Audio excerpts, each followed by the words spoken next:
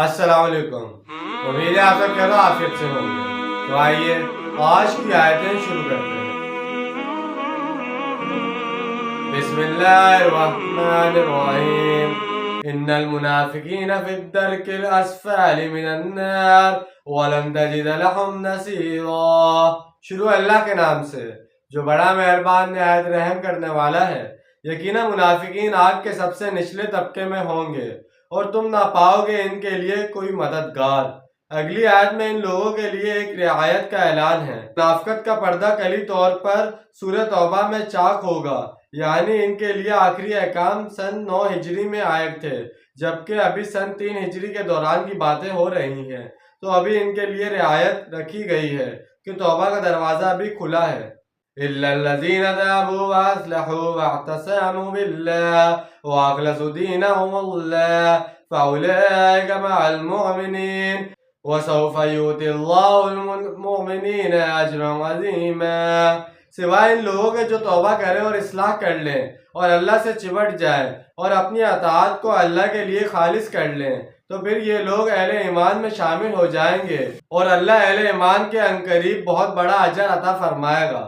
اللہ کا دامن مضبوطی سے تھام لیں، ایمان کے ساتھ یکسو ہو جائیں، مصداق اللہ والے بن جائیں، شیطان سے محبت کی پینگیں نہ بڑھائیں، شیطان کے ایجنڈوں سے دوستیاں نہ کریں اور اپنے آپ کو دین اسلام کے ساتھ وابستہ کر لیں کہ ہرچہ بعد اب تو ہم اسلام کی اس کشتی پر سوار ہو گئے ہیں، اگر یہ تیرتی ہے تو ہم تیریں گے، اور اگر خدا نخواستہ اسی کے مقصد میں کوئی حادثہ ہے تو ہم بھی اس حادثے میں شامل ہوں گے۔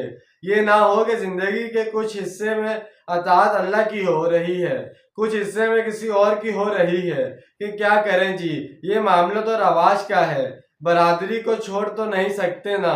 معلوم ہوا کہ آپ نے اپنی اطاعت کے علیحدہ علیحدہ حصے کر لیے ہیں اور پھر ان میں انتخاب کرتے ہیں کہ یہ حصہ تو برادری کی اطاعت میں جائے گا اور یہ حصہ اللہ کی اطاعت کے لیے ہوگا۔